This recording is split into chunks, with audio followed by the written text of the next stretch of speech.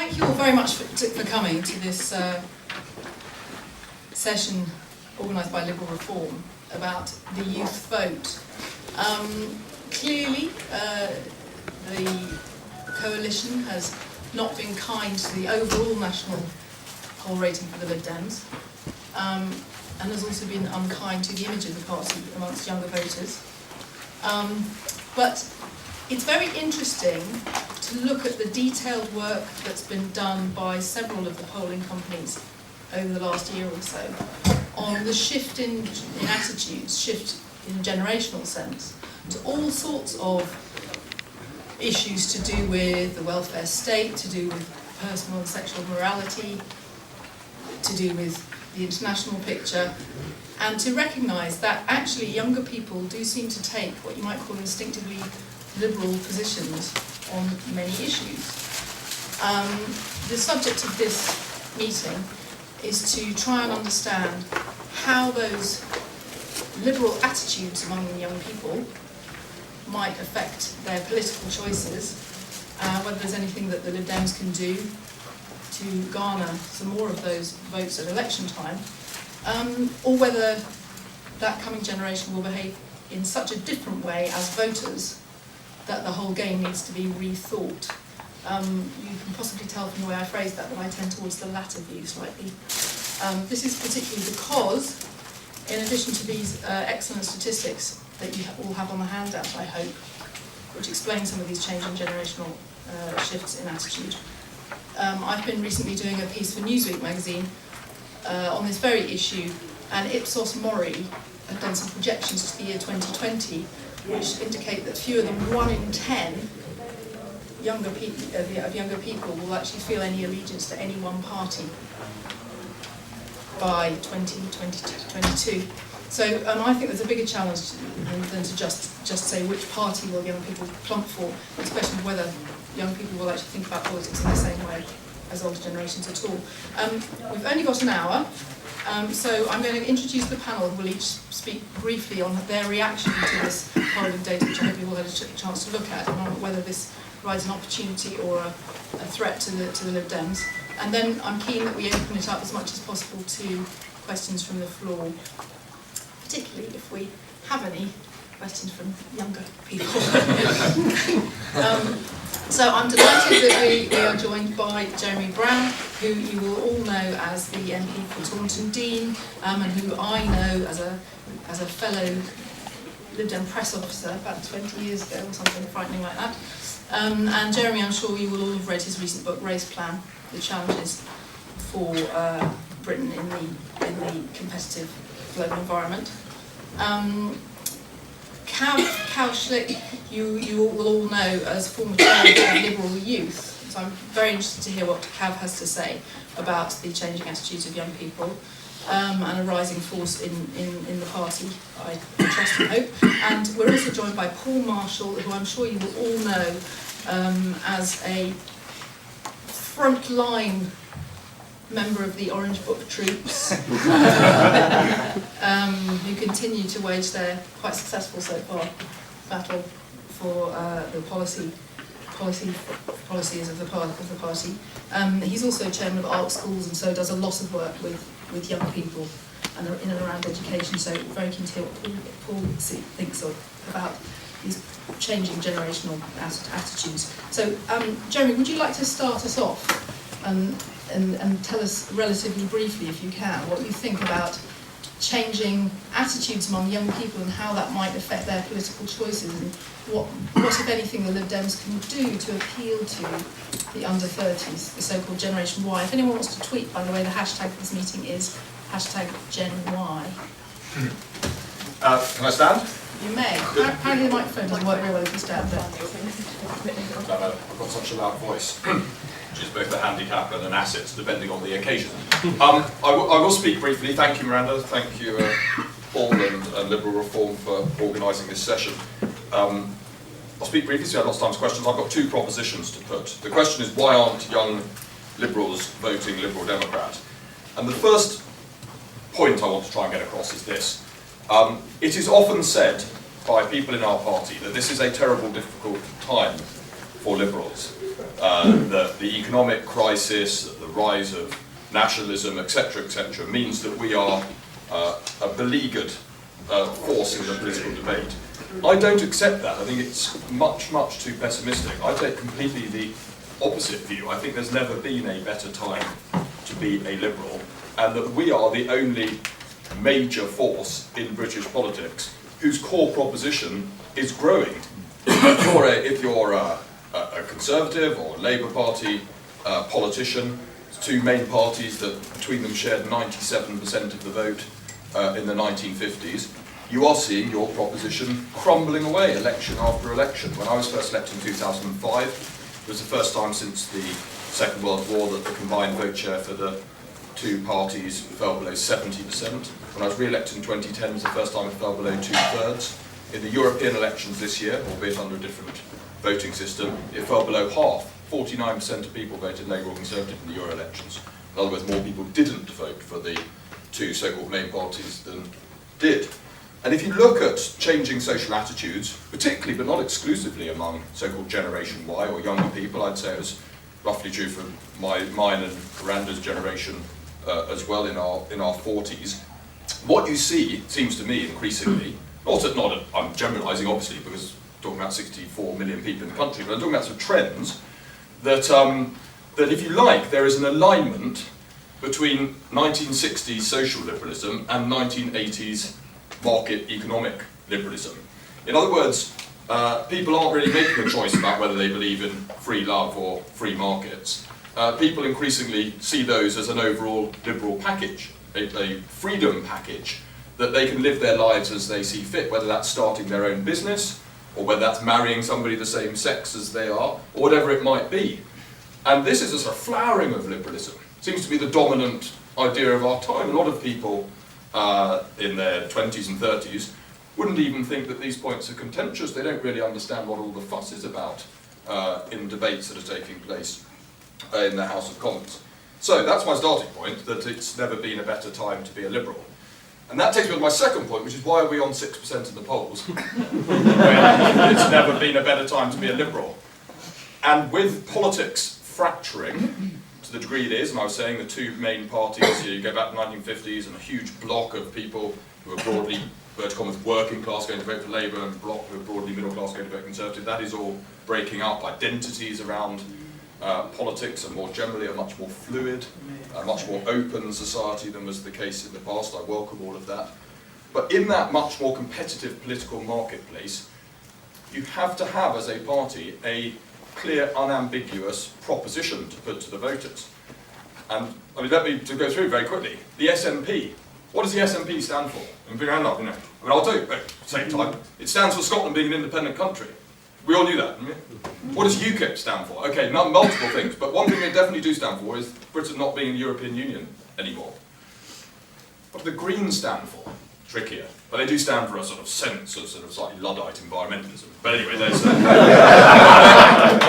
the point I'm making is that there is a sort of sense with these sort of insurgent parties that are breaking the two-party mould, that they stand for something clear and unequivocal. Seems to me that we are too compromised in our advocacy of liberalism. And we will not capture the liberal mood of our time if we are not confident about being liberals ourselves. And I have talked in the new statements about what I call 360-degree liberalism. People say, oh, Jeremy, you're an economic liberal. Well, I am, but I'm all of the facets of liberalism. You see the Liberal Reform logo with the sort of four corners of liberalism. Well, that's what I am. I don't think you can say, oh yes, I'm a liberal when it comes to gay marriage, but I'm not a liberal when it comes to you being able to drink what you like, or eat what food you like, or start your own business without us putting higher taxes on you than I think is reasonable. I think we have to follow the logic of our position, be an unashamed and unambiguous liberal force, and that gives us an opportunity to seize the support that should rationally and logically come to a party that is in chimes with and is in sync with the mood of our time.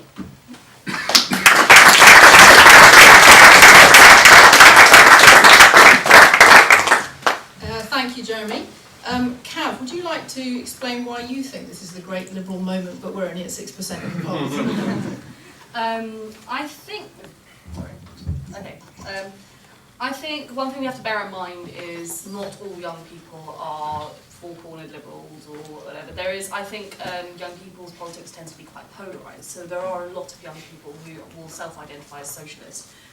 One thing which is different, however, is as you tend to get more right-wing as you get older, there is a very large group of young people who are not all socialists. Another thing I would like to actually expand on what Jeremy just said about 360 degrees liberalism. I think one issue we have, which is why aren't people voting Lib Dem, is the whole naming thing. Giving ourselves titles like Orange Bookers, Four-Cornered Liberals, 360 degrees liberalism. I think in terms of positioning and selling the message, we should be trying to sell our message as radical internationalism, because we are a very international party, and that is another thing that I think will translate quite well for young people. I think the reason why we're not getting young people voting Lib Dem is flaws in our youth engagement strategies. We tend to think, and we have thought, I think, for the last 20 years or so, changing tuition fee policy is the end all of what young people care about. And that's not true. You ask young people, there was polling during Obama's election. I said, what are the 3 issues that young people care about the most? And they were same-sex marriage, drug decriminalisation, and internet privacy. Those tend to translate a lot more and really kind of chime with young people, and those are all 3 areas which we do fantastic policy on. So we, in terms of, as a strategy, we need to move on and stop trying to pitch tuition fees, particularly because this demographic of young people that we want to have voting Lib Dem, they really don't like free tuition fees. They understand markets and think it's a terrible idea. So if we keep pushing tuition fees, we are getting lost a bit. Another reason why there are a few kind of young libertarian networks in the country, and I know a few of the people involved in that. I do ask them why don't they join the Lib Dems, why are they not engaged, and they tend to say it's weird taxes we put on things at Lib Dem conference. We'll just kind of get out there, and people say I'm not interested in joining. Someone on our board recently, when UKIP had announced a shoe tax, he said, "Oh, it sounds like, why is UKIP stealing all of our policies? Because that genuinely sounds like a policy that we would come up with at Lib Dem conference." So there is that kind of aspect which does tend to put off young people. But yeah, but it's just worth bearing in mind that this isn't the kind of the only person we need to target, and we need to look really into social liberalism, because that is what all young people care about, regardless of which spectrum they're on. That is what, I mean, I say all. I do know some people who are very socially conservative and under 35 as well. So yeah, and the other thing is, as Miranda was saying, that people are just not engaged in politics. I mean, they're not interested in party politics. I think Liberty League has an event in a few weeks. Liberty League is like a young libertarian network. They have an event in a few weeks' time, which is how you can make a difference by having nothing to do with political parties. So that tends to be another very popular idea amongst young people. Thank you very much, Cav. Okay, so Paul, we've had Jeremy's 360-degree liberalism, and we've now had Cav's radical internationalism. What's your answer to this question of the Lib Dems and the youth vote? Well, I agree, of course, with both of you completely. And I particularly radical internationalism, I think, is a great phrase, and it encapsulates a lot of how we can engage with that generation. I'm going to try and talk a little bit about the polling data. You've all got it in front of you, but I just wanted to. I'm going to dig into a little bit in a few minutes, and I have to go there quite yet. I wanted to start by just to give a context to this. I just was digging around on the internet this morning, and this is. I apologize if you can't all see this, but there's a kind of turquoise line at the top of this chart here, which is generation-wide voting intentions vis-a-vis the Liberal Democrats. And what you see is that basically in 2010 there was a remarkable spike to the highest level it's ever been, around over 30%, as we all know. but that the fall has been more dramatic in Generation Y than in any other generation. So not only did we peak remarkably well, but we've had a terrible falling away from that generation. And that's why, one of the reasons why this meeting is so important. I want to start by apologising to Cav, as the only representative on the panel of that generation, on behalf of my generation, and indeed Jeremy and Miranda's generation, for the mess we've made of a lot of things. Basically, we profited from the great welfare and entitlement expansion of the last 50 years, and now it's being retrenched because most states are completely overextended, most welfare states. We left them the great financial crisis. They've grown up into the financial crisis, which was a catastrophic failure of the financial system, of central banks, of governments, and of politicians and regulators. And again, you've had to inherit that mess.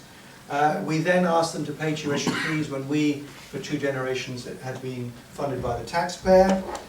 They come into a labour market where they face a high risk of unemployment, 18% youth unemployment. It's coming down, but it's still worse for that generation than for any other generation, and it's almost impossible for them to get into the housing market.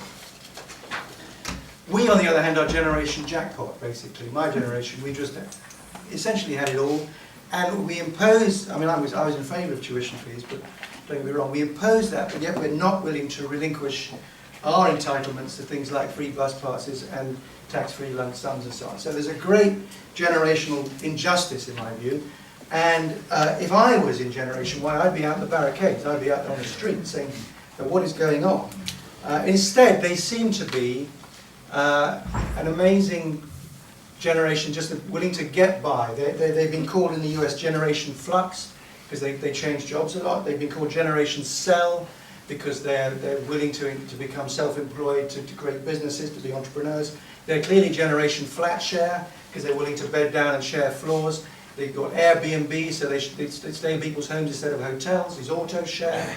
All kinds of ways in which they're just getting by and making do without becoming, looking for welfare support, looking for entitlements. And that's, they're a much better generation, frankly, than we were. So I'm going to just, now in terms of the polling, what I'm going to do is just go through, and apologies again to Kev, I'm going to use the framework of the Orange Book, 4 pillars of liberalism, and just look at what the polling tells us about their attitudes on those 4 areas. The first one we actually haven't, which is political liberalism, which is their engagement with democracy. We haven't actually got much polling data, but I think we can echo what people on the panel have already said, which is they're basically less and less engaged, as Miranda said. My only thought is that I think they're much more engaged in direct democracy. If there's an issue like the Scottish referendum, when they're asked to vote on an issue, they get engaged. If it's having a constitutional conventional STV versus AV, they run a mile for quite understandable reasons. So would I, actually. But in terms of issues, they probably want a Swiss-style democracy where you have referendums on all the issues that matter, and you actually ask people their opinion. We're in a new technological age. Let's use the technology.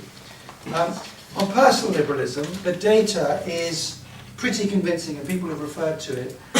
You see it in your slides on figure 1.5 and 1.3 on the front page.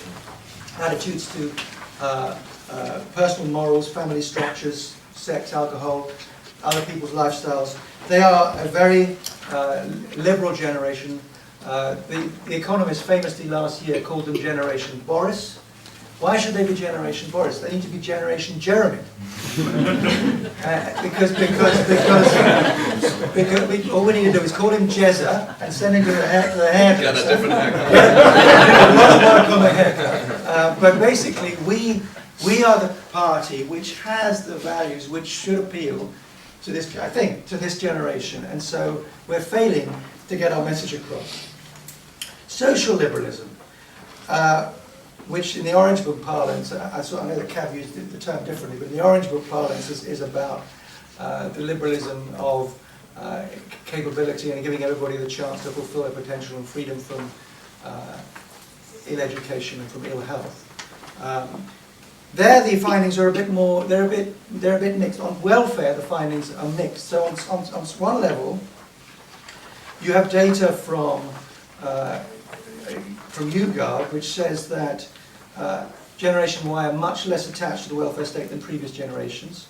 More than 2/3 of people born before 1939 consider the welfare state one of Britain's proudest achievements. Less than 1/3 of people born after that would say the same thing.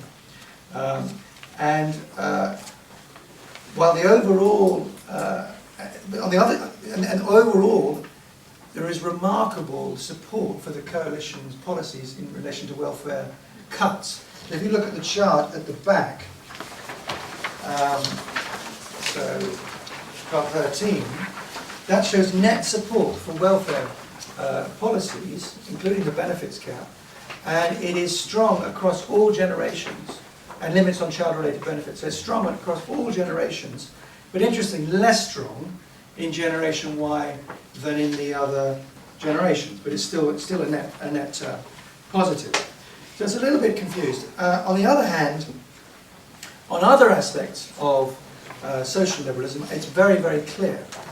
So a majority of Generation Y preferred public sector services to be delivered by a plurality of providers, including business and charity, instead of just by the state. And you can see that again in chart 10.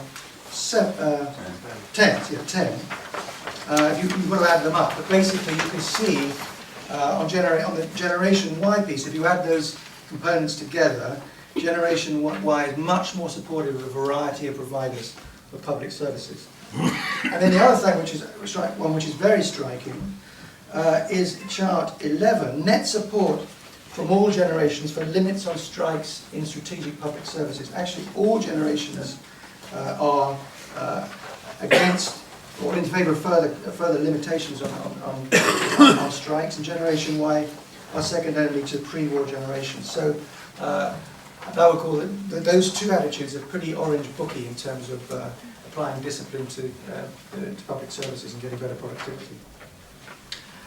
Finally, economic liberalism. So Jeremy's already commented that the Generation Y are much more economically liberal than other generations, and that's borne out pretty consistently across the data.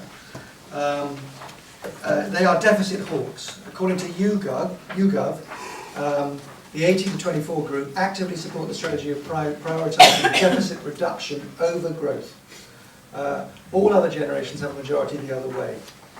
And they are also, according to chart 11, net against and the most net against reducing the deficit by further taxation. So actually, only the Conservatives at the moment have the right, I'm just flagging this, they have the right policy in terms of the balance of taxes paid, in terms of what Generation Y actually would support. Now, the other really important finding, which goes to Kav's earlier point, is that Generation Y have by far the biggest support for globalisation. This was not in the slide, unfortunately, but the nearly 30%, there's a positive support of nearly 30%, net 30% for globalisation, and you look at it, so 36% were pro, 8% con. If you look at other generations, baby boomers, well, in fact, the elder generation, 34 pro, 28 con, and baby boomers, who you'd expect to be similar to Generation Y, 32 pro, 26 con, so much more reservations in older generations about globalisation. And they are much more at ease with immigration. You have got data. Chart 5 shows you that in terms of cultural impact of generation, they are net positive. They're the only generation to be net positive. In terms of the economic impact, they are very minor, slightly negative, but still much better than the other generations. So, and the final one, which I'm not sure it's on a chart, is they are, much more concerned. Well, they're very concerned about inequality, and more concerned than other generations about inequality. So, and that's something that wasn't really covered in the Orange Book, when it's obviously a much bigger issue now, because of the way the world has gone. But the younger generation are very concerned about inequality. So those are, for me, the main findings. So I think that we've got to, as a party, I'm not a believer you should slavishly follow the opinion polls.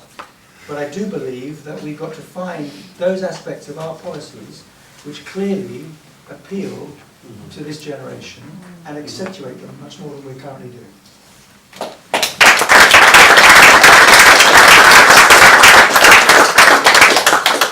Thank you very much, Paul. That's very interesting about inequality. I didn't know that they prioritise that issue over other generations. Just to add to what Paul said about globalisation and how pro-globalisation this younger generation Y are, I believe it's also the case, although we don't have that chart, this chart either, that Generation Y are very much in favour of EU freedom of movement in a similar way. Probably because it also speaks to their own opportunities, because if you're looking forward at your career, then clearly freedom of movement across the EU sounds like a good idea, which is also possibly something that might lead... Or work in a bar in Ibiza. Well, it sounds great, it sounds great to me. It's a career right. Come on, that's important work. Thank you very much to the panel on all those interesting points of view. I'm quite keen that we sort of open up to as many young voices as we can get from the room on what they think about these theories, because of course they are theories, even though backed up by polling data. And I just wanted to add one thing. I think it's really important that we make this difference when we're talking about this Generation Y and politics to differentiate between the idea of engagement and the idea of traditional party politics. Because as Paul said, there's a really big difference between being interested in politics, caring about particular issues or some overarching issue like inequality, and then wanting to get engaged in party politics or even offer your vote consistently to one party rather than another. Because actually what the polling data shows is that they are very engaged, they're just not joining parties or supporting them consistently at election time. So do we have any questions from the floor, either about the data or about some of the theories that have been propounded here? We do have a microphone, but it's a nice small room, so I guess you can judge yourself whether you think we're going to hear you. If you could identify yourself before asking a question, that'd be great. Yeah, this one from the front. Just say my name. Yes, if you could say who you are, that'd be great. Okay. My name's Beth, and I'm from Wells in Somerset, and I'm a caseworker for one of the MPs there. It just strikes me that there's a bit of a contradiction in some of the polling in that, for example, the young people, they really care about inequality. It's something I care about a great deal. It's the gap between rich and poor is something that really worries me because it seems to be widening. But at the same time, there's a lack of enthusiasm for sort of state intervention, for the welfare state. And so I'm just wondering how they think inequality is going to be reduced, if not by government intervention, and what that might look like. Okay, that's a great question. We'll take two at a time, so that's on sort of inequality/welfare theme.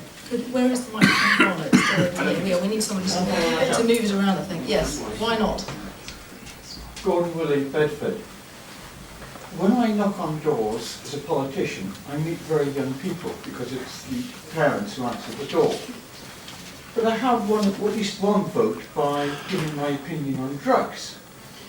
And I thought, this is a guy who's vitally concerned about his lifestyle.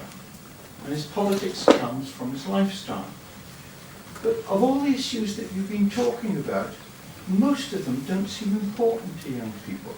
Certainly not to the few that I talk on the doorstep. Is it the fact that they don't get political information? It doesn't come from the newspapers?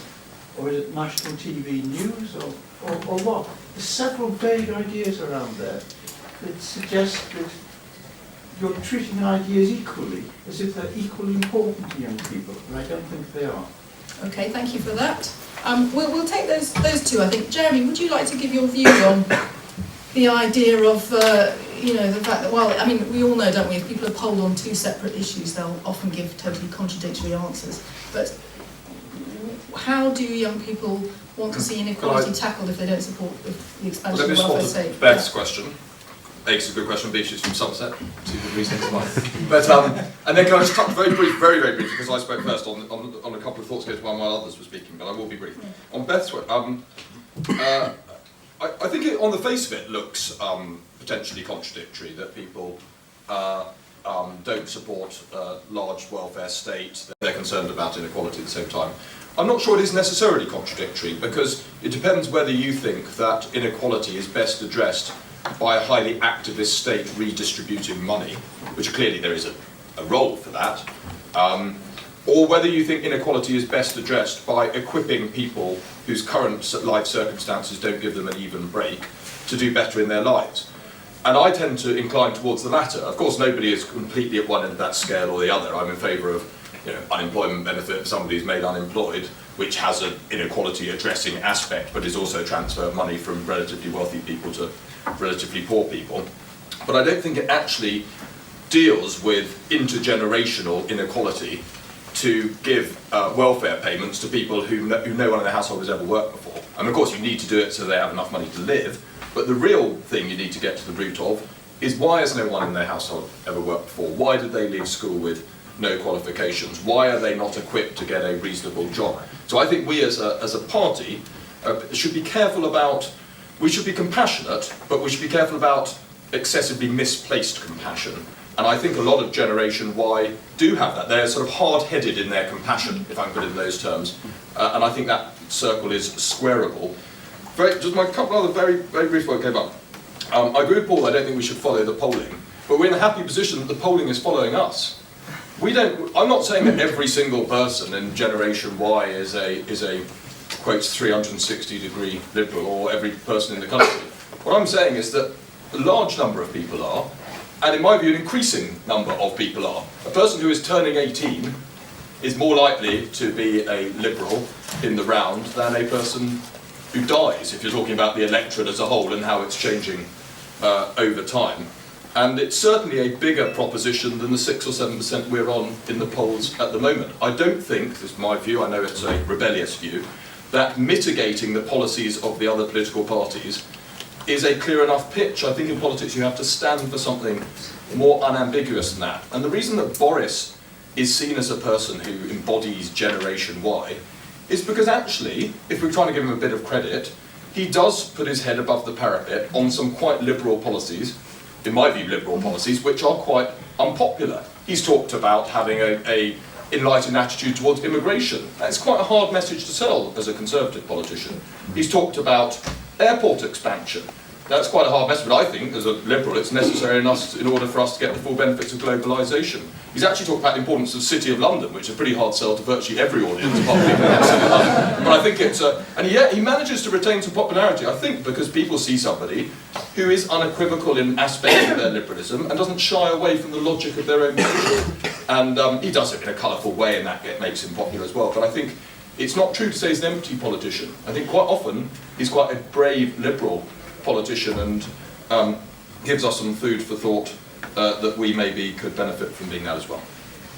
That's great, Jeremy. Cav, have you got any thoughts for us on this idea that when asked about the welfare state, for example, and inequality, that young people seem to have not a judgmental view, but they do seem to be quite harsh on the idea of the state propping up people who've made bad choices, but at the same time they're concerned about inequality. Have you got any insights on that? And also whether policies are just not close enough to issues such as drugs, which might be affecting that young person's lifestyle.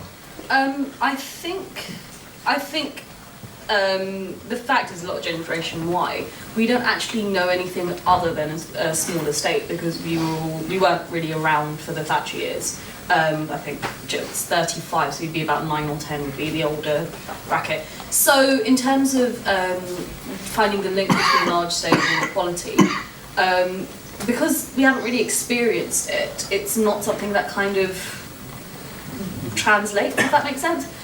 So people will be really passionately against inequality, but then have ideas about the state and not having state intervention. It may just be because there isn't an actual experience of anything else other than hearsay of hearing how difficult it was, how bad it was from parents or whatever.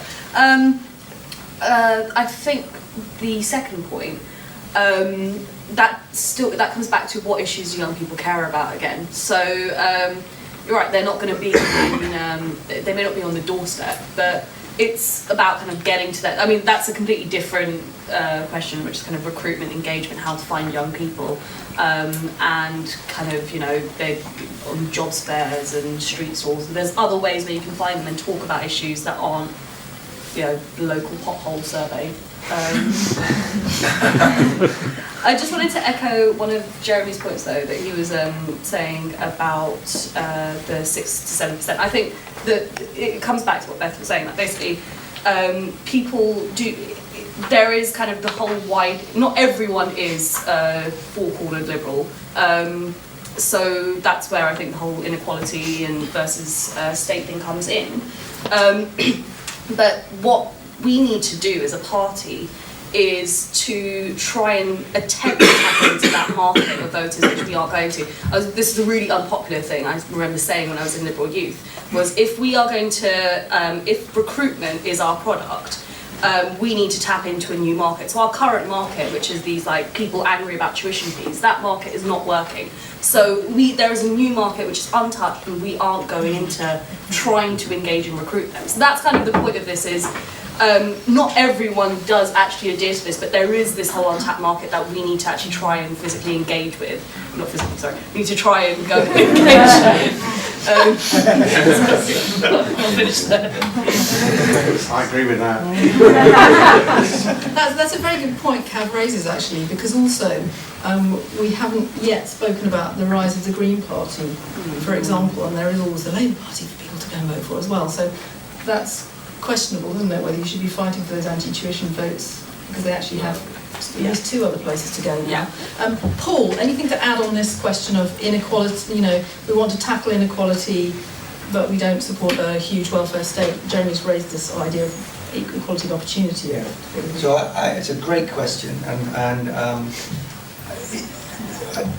Piketty's book, although I don't disagree with much, I disagree with quite a lot of the stuff in it.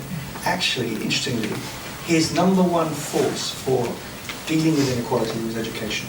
The number one, even though I didn't get much, but if you read the book, education, he sees, is the number one driver for addressing inequality. So in that sense, I completely agree with Jeremy. And actually, we as Liberal Democrats should be the party of education, whereas Labour is the party, their solution is essentially welfare. And our solution should be education. That doesn't mean welfare is not part of our solution as well.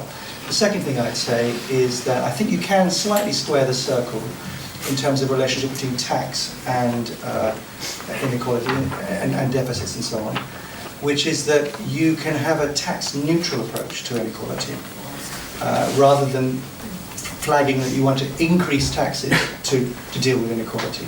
I think that would allow you to say, basically, we don't want to increase the tax burden on the overall country. And the party is quite close to that, I think, actually, in its positioning, but it's not close to that in its public discourse. So we're constantly allowing ourselves to be seen as saying, let's slap a tax on here, slap a tax on there. Whereas actually, I think, Jeremy, I think we're more or less tax neutral in the actual proposal. I don't know, it hasn't come out yet, maybe. But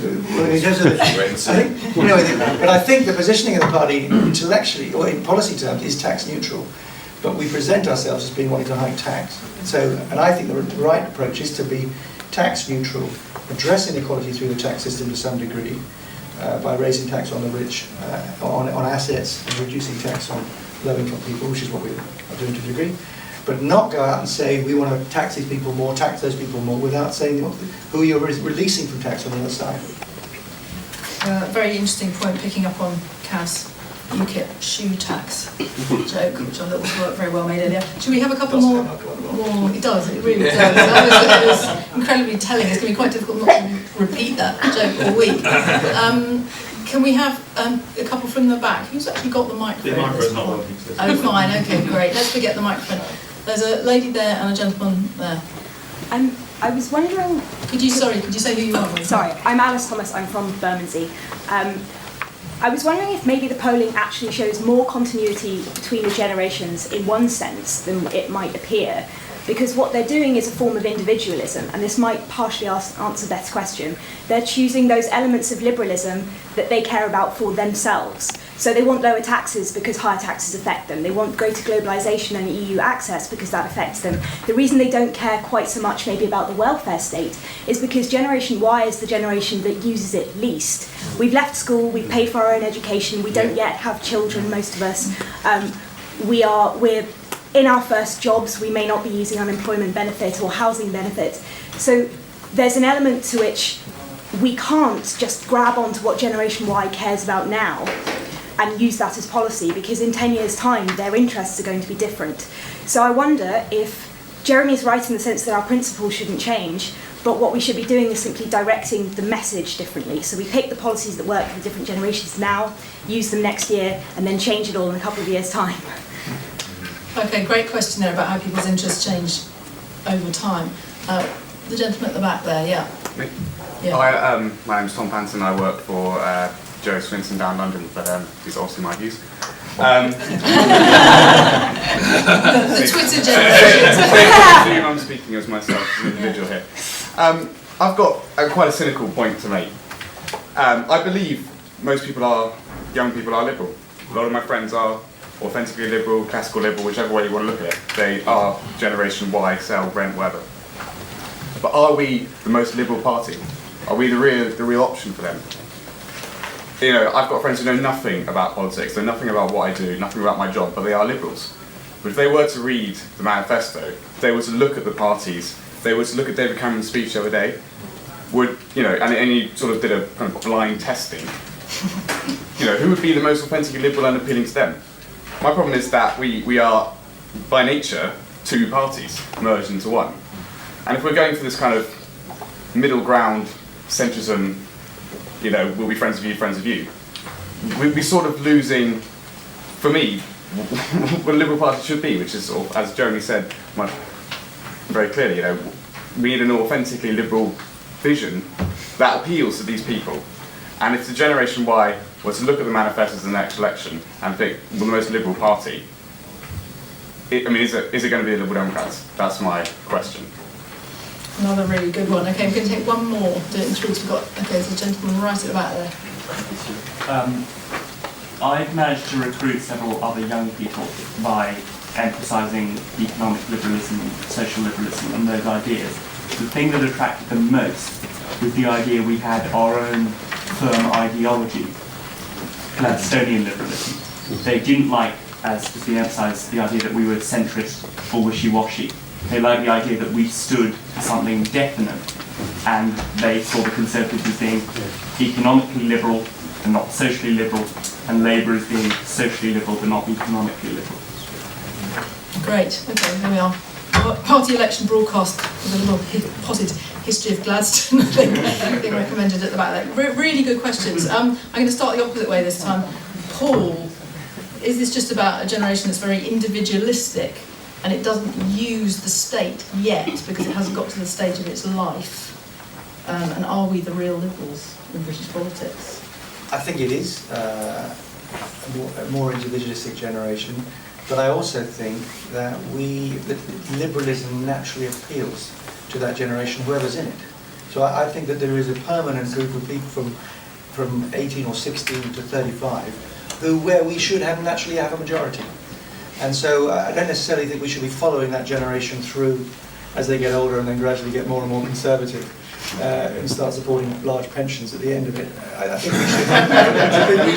think we should basically be authentically liberal, and that will always appeal to the younger generations amongst others. And that'll be, we should have in our minds that that's going to be a big part of our constituent. And are we the real Liberal Party at the moment? I agree very much with the gentleman who was not necessarily representing Jay Swinson. Very diplomatically done. Cav, are we the real Liberal Party?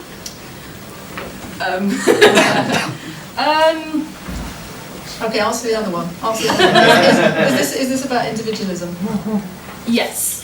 I completely agree with what Alice was saying, and it goes back to what I was saying, is the fact that because we haven't used the state, we haven't had you know, we have kind of provided for ourselves, we're used to it. I think retirement age, by the time I retire, will be about 95, and the pension will be about £3.50. So we just kind of adjust to... I think we just kind of naturally adjust. We naturally adjust to into kind of our own into our own needs, and it's completely about individualism. I think that's the same with everyone, to be honest. I mean, you are going to poll, you are going to vote for something that directly affects you, and that's across the board. Jeremy, individualism or sort of self-reliance? I'm in full of admiration for Tom, who I agree with everything he said. As I say, I think in a more competitive political marketplace, you have to be clearer about what you stand for. If you didn't exist, why would it be necessary to invent you? I think every politician needs to be able to answer that question or give up. For me, I've got a bit of trouble saying this, but I think if we had a political landscape with no moderating centre force that tried to slightly dilute or retard the policies of other political parties, there wouldn't be a huge clamour to invent that force. Whereas if we had a political marketplace without an unambiguous Liberal Party in it, people would say, oh my God, there's a massive gap in the market. There are more and more young people who want that, and no one's offering it to them. So it seems to me straightforward that we should follow through on our liberalism. And for me, we are equivocal about it. We're quite liberal in some areas. The problem is the areas that we're most liberal in are the areas that people care about least.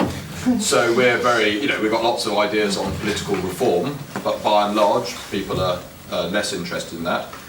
Whereas when it comes to globalisation, entrepreneurialism, wealth creation, we shy away from all of that agenda because it sounds potentially a bit risky or it might be a bit sort of right-wing. And as a result, we're left with, however many degree liberalism, but it's not 360 degree. And the bits that we're emphasising are the bits that people care about least. And that means that our appeal is less clearly understood, and it deserves to be less clearly understood because it is less clear.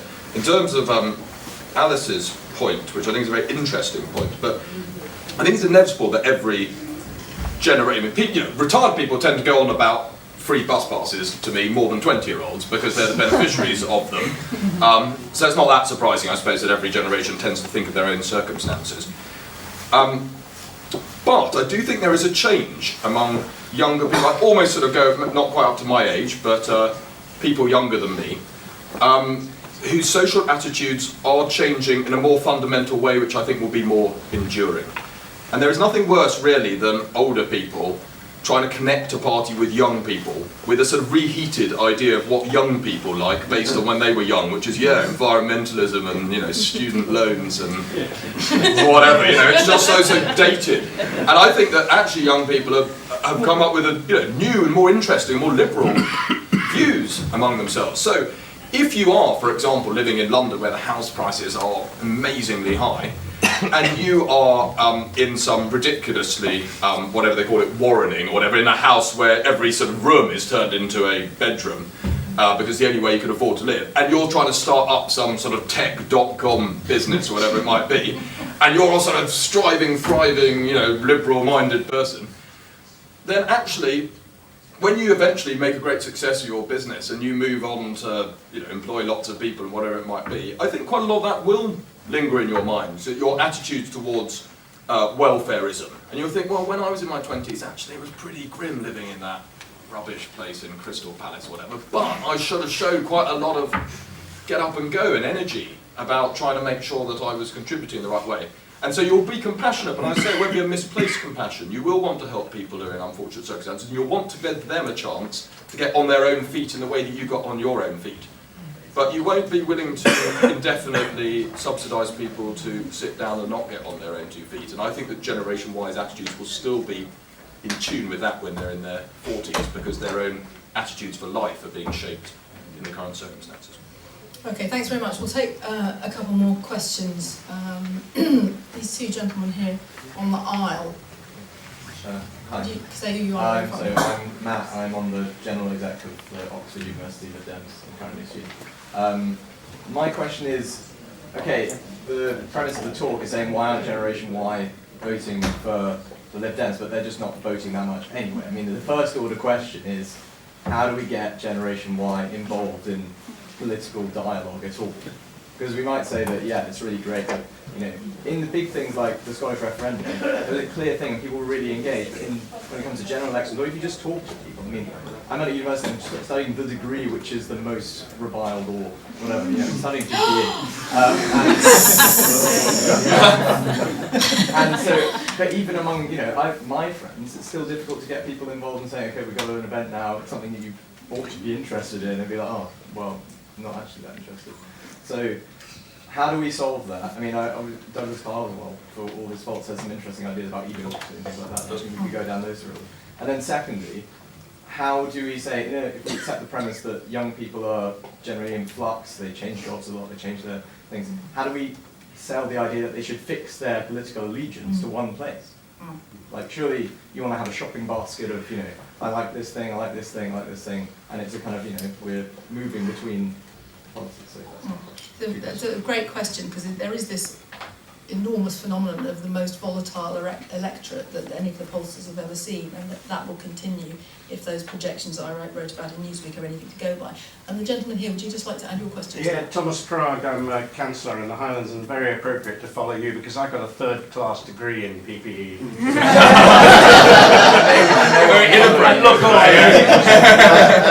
Interestingly, I didn't use it until very late in life, and had a real life before that.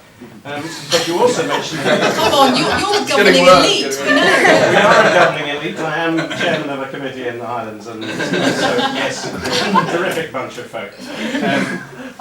But you mentioned the Scottish referendum, and that's the point I wanted to make, because I think there are almost certainly lessons there. I used to be very sceptical about votes at 16. I've completely changed my view over the course of the referendum, because I saw that was an age group, and it's younger than 16, of course, because it's actually the coming up 16s that begin to get interested, and they certainly got interested in the referendum very late in the day, because it was only latterly that I think many recognised it, and that happened partly through schools. There were a great many debates within schools, lots of people, mock referenda and so on. Interestingly, mostly on the no side. It got a little bit closer at the time, but they got engaged. And I think that age group is probably the age group we need. I'm not of that age group, and I think in my day we probably wouldn't have been interested. What I learned was, I think that's changed, and I think we need to engage with that, and there may be lessons to be learned through research as to why they got engaged. Was it just because it was sexy and there were flags waving, or was it actually because they cared? I think it was quite a lot of them, it was the latter. Okay, that's a really great question as well. I mean, obviously the referendum, you know, a binary choice that's about the face of your nation is sweet generous, isn't it? But I totally take the point. Paul, what about this idea that it's all around fussing about which voters are coming to the Lib Dems, but what about the general attitude of younger people just thinking that party politics, as they experience and see it, is just totally unappealing? Well, I, in a way, pushed the question back to the gentleman from Oxford University, but as to what would make him... I'm representing Oxford There used to be several but the, I referred earlier to direct democracy, and I got people, I think, some people didn't agree with what I was saying, but personally, even I am more likely to vote in a referendum about whether Sainsbury's is allowed to open a store on my street than I am about voting in a local election. And so I actually believe that the Swiss have got it right, and they are the way of the future, and that we should be looking much more, and we as a party should be driving that agenda at bringing issues to the nation. And it doesn't need to be a 300-year binary decision. It can be whether Sainsbury's opens on your high street, and that would bring it alive, because people have very strong views about those issues. Jeremy, I think you were the one huffing and puffing about referenda. Were you? Well, I've just written this. Because it takes politicians out of the game. Well, my nervousness about it is, I think we should explore the Why Vote Lib Dem book that I've just written. I've got a chapter on this because it's so important, and I've put in it that no politician has all the answers. I think we are, you know, walking into new, unexplored territory. And I think we should be open to a lot of these. Some of our traditional ideas, I think proportional voting systems, you know, for local government seems to me an obvious change. For example, but also some of the new ideas. I just think you have to be a little bit careful about being too easily seduced. I mean, all of this, you know, if 100,000 people fill out a petition, there'll be a debate in the House of Commons on a Friday afternoon when no one's there. It's just, I mean, that's not quite how it's sold, but that is the gist of it. It's a really clunking attempt by the sort of traditional political parties to try and, quote, modernise the sort of House of Commons in a way that I think is pretty unsatisfactory. So we should be open to all those ideas, but just because they're new ideas doesn't necessarily mean they're good ideas. And there are some problems sometimes with direct democracy, in my experience as a representative democratic politician, which is that people can be in favour of all the propositions, but not in favour of the amalgamation of all the propositions that they voted for, when they realise that some of them are in conflict with each other. And sometimes politics is about trying to make decisions between competing interests, and it can be quite hard to work out how to frame that in a direct democracy situation, unlike do you want to be an independent country or not, which does lend itself to direct democracy much more. I just wanted to, it's a sort of wider point. I think our political model, there's an article which I've got a nice mention in yesterday's FT, but an article by Jalan Ganesh, I think it's a very good commentator in yesterday's FT about it's a theme that others have touched upon, about our political architecture, if you like. I mean, we have political parties that seem to me are suited to the sort of post-industrial revolution Britain and are completely unsuited to Britain as it is today. And people are becoming less fixed in their allegiances. They view political parties more and more like they view a supermarket. They prefer Sainsbury's to Tesco's, but they don't fit, you know, they don't feel like, well, I was going to say they don't have a membership card. They do actually have a membership card. They carry it around much more carefully than they do their party political card. But you know, it's not sort of part of their soul. They just think it's a better shop, but they'd be willing to switch. And I think people are more fluid in their approach to politics. And a party that represents sort of working class socialism and organised labour is a complete anachronism, and I think a lot of the Conservative Party's appeal is pretty dated and anachronistic as well. And you can feel the seams are all coming loose, and UKIP and the Greens, as I said, European elections this year, the majority of people did not vote for the two traditional parties. They've been almost, actually I think UKIP winning, getting the most votes in the Euro elections, because people are quite quick to sort of try and dismiss UKIP, hasn't actually been dwelt on quite enough. It is absolutely extraordinary that a party with no MPs won a national vote this year. And people say, oh, so quick to try and mark down Nigel Farage. If it said 10, 15, when I was at university that would happen, it would have been completely inconceivable. I remember when we got 2 MEPs, and Graham Watson and Robin Tufts, and that felt like the mould had been broken, pretty much. And that was in 1994. And now look at it. So it is changing quite radically. My final point on this is, I think in many ways the 3 politicians that capture the public interest most at the moment are Alex Salmond, Nigel Farage and Boris Johnson. And what is interesting, partly it's interesting that none of them are MPs. 20 years ago you had to be an MP in order to be a national political figure, really, apart from I suppose Ken Livingstone and Derek Hatton and a few others. But by and large, if you wanted to be a figure that impacted on the national consciousness, you need to be an MP. None of them are MPs. But I think more, they all have they all stand for something unequivocal. And people see other politicians and they say, I don't know, they seem to attack, people quite like somebody who says, Nigel Farage stands there and he says, this is what I believe in. And lots of people don't like it, lots of people boo and people protest outside his meetings. But he could have become a Conservative MP, Nigel Farage, quite a lot, easily. Why didn't he? It's quite interesting, because he seems to believe in something deeper than just advancing his own interests that way. Alex Salmond could have become a Labour MP. Why didn't he? Because he believes in something more profound. And they say it in a clear, unambiguous way. And I think people, not just young people, are attracted to that. And I think all politicians, including our own party, could learn from that as well. Heartfelt appeal there for less robotic politics, which I would agree with. Cav, you're going to get the last word, I think, because we've come to the end of our session. What do you think about direct democracy and some of these ideas to kind of refresh how politics is done, or do you just think the model is broken and that's why people, not just young people, are turning away in their droves, and why young people are ceasing to show much indication that they will be loyal to any party, let alone this one? I think direct democracy I don't think would work. I think it would be good for, I think, maybe 2 or 3 elections, and then the novelty would die. It's just because it's a different way of voting, a different way of doing politics. People would vote, but then the Swiss model, I don't think it's actually, it would stay as something, sorry Paul, but I don't think it's something that would work out.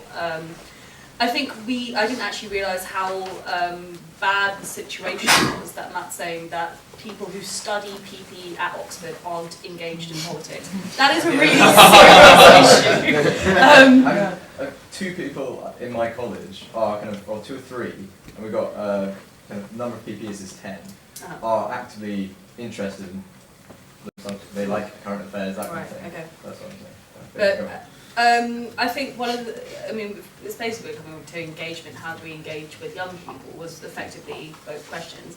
And I think the problem is we keep asking that question with a room, the people who keep trying to answer that question tend to be in their 50s, and they come up with cringe-worthy ways to engage young people. That's, I mean, yeah, it's, engagement is actually, there's a lot more to engagement, and I think it comes down to which issues are we trying to push forward. And it's a bit of a vicious cycle that we have young people don't vote, therefore policies are all made for an older generation, and therefore young people keep on getting more disenfranchised. This whole circle just kind of keeps going on. There is a very good point Jeremy makes about the 3 politicians and the fact that they are appealing because it's different. It's the same as, direct democracy would be good because it's different. People are just bored and fed up. This may, I don't know, move on in a few years if we have a Boris or a Farage in a higher position of power. But it's all just people are bored, and there needs to be a way to try and change that. But young people need to communicate how they want to be engaged instead of letting older people make the decisions for them. Okay, thanks very much, Cav. I think we probably need to wind up. Thank you all very much for coming, and thanks very much to the panel. And Cav, I think Paul was right to apologise to you. But the rest of us shouldn't really be allowed to discuss Generation Y. You're not part of it anymore. So, but at least you got the last word. And I would just leave you with the thought that there's a referendum on whether you should have a Sainsbury's at the end of your street. There's a referendum on the future of your nation, and I believe the Italian state went through a kind of referendum mania at one point, and they actually had a national referendum on whether to change the name of the Ministry of Agriculture. Anyway, so thank you all very much. It's been a very stimulating discussion, and we can all continue to pore over the polling data that's on your hands. Thank you.